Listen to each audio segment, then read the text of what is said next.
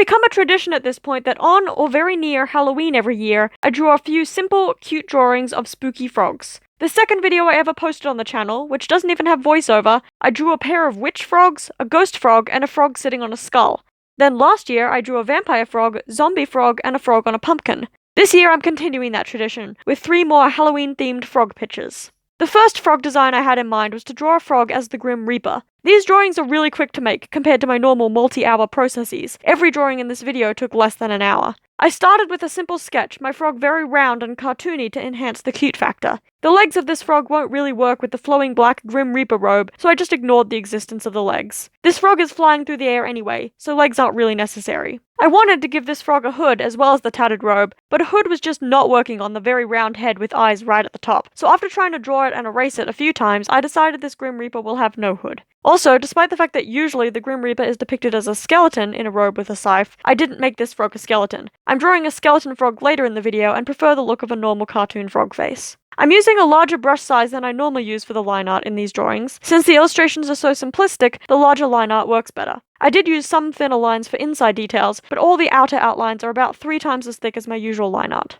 I also used entirely coloured line art. I drew all the line art in black, but then recoloured the outlines around the frog's skin, the wooden handle of the scythe, and the silver blade, to match the colours I'll use on the inside. The hardest bits of this process were the outlines of the frog's fingers on the scythe handle, where green outlines and brown outlines needed to avoid overlapping. The Frog Reaper's robe is black, of course, and this skin is green. The colours in this image are very simple, as is the shading, where I just vaguely make the frog look round and the robe has a few shadows. Then I had to add shading to the line art to match. The Frog Reaper is currently flying through the night sky with a scythe in one hand and its tattered robes fluttering in the wind. It's spending the night flying from pond to pond, guiding the souls of frogs, toads, and other amphibians to whatever afterlife they have. The background is the part of the image I'm least happy with. I wanted it to be nighttime, but I didn't want the frog's black robe to blend in with the dark sky. I tried making the Frog Reaper glow, but that didn't look right at all. The background is a simple night sky, which the Frog Reaper is flying through, and I ended up leaving the robe as it is. Hopefully it's dark enough to still be visible against the sky.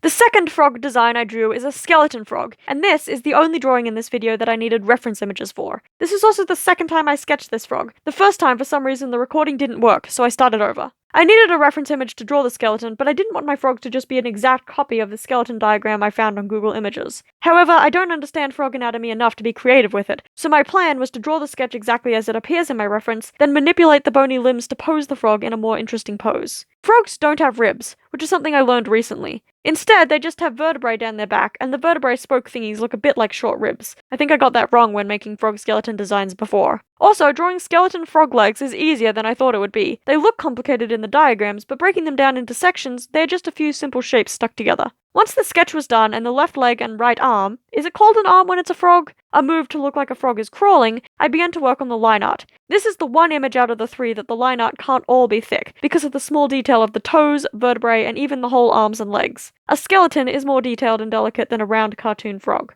The skull, scapula, and large leg bones are drawn in thicker brushes. Then I made the brushes gradually smaller as I drew smaller and smaller details. I was worried that the contrast between line weights would make the image look bad, but I think it worked out okay, especially once I recolored the outlines much later in the process. While the line art was slightly challenging, the coloring was quite easy, because the whole skeleton is the same pale bone color.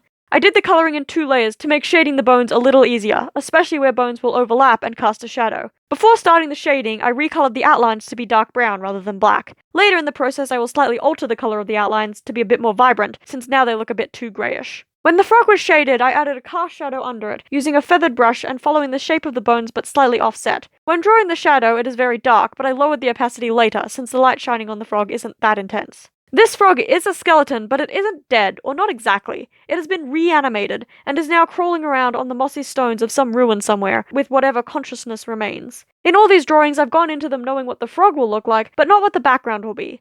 In this case, I decided to make the background a section of mossy, weathered stone, textured with a stone brush and with patches of green to add a pop of color.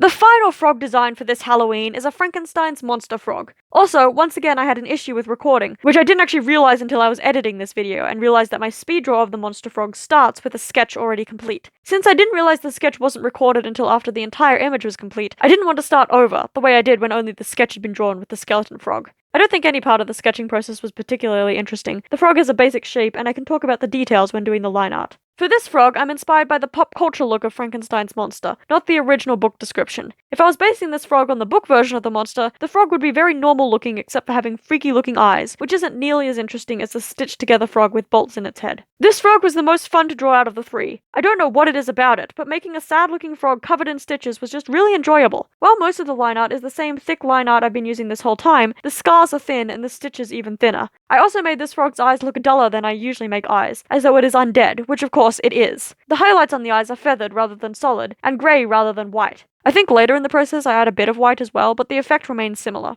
I used 3 different shades of green to colour the frog's skin. Its hands and parts of its leg are dark green, most of its body and the rest of its left leg are a mid-tone shade, and part of its head and right foot are the lighter shade. Those 3 shades of green also made the line art colouring a little bit more complicated, since I used 3 shades of green for the lines as well, making sure to match each shade to the colour of the frog's skin in that location, just a little bit darker. For this frog, I drew the background before shading the frog. This frog is inside, in a dark stone room, perhaps the tower where it was brought to life with the power of lightning and a mad scientist. The wall is brick, the floor is flagstones, and there is a simple shadow under the frog's body. Looking back on it, perhaps I should have made the bricks and flagstones much larger. As it stands, either the stones are tiny or this frog is huge. Finally, I shaded Frankenstein's frog itself. Once again, the shading is simple. Some cast shadows from the limbs and a gentle gradient to make the frog's body look round. Using brown shadows also helps with the undead look. It makes the frog look more desaturated and slightly sickly. I used the same shade of brown to add shadows to the line art, and I'm really proud of how this frog came together. He's just so sad and cute. I really like this Halloween tradition I started. Drawing some cute frogs is a fun break from my regular drawings. They're quick to make and look so cute, and someday I want to try making them into stickers. Here are all 3 frogs I drew today. I think my favourite is the Frankenstein frog, but honestly I love all 3 of them, they're so cute. I'd love to hear which one is your favourite in the comments, out of these 3 or even out of all 9 Halloween frogs I've drawn over the last couple years. Happy Halloween! Check out my ongoing Halloween sale of unique hand-painted t-shirts on my Etsy, and until next time, bye!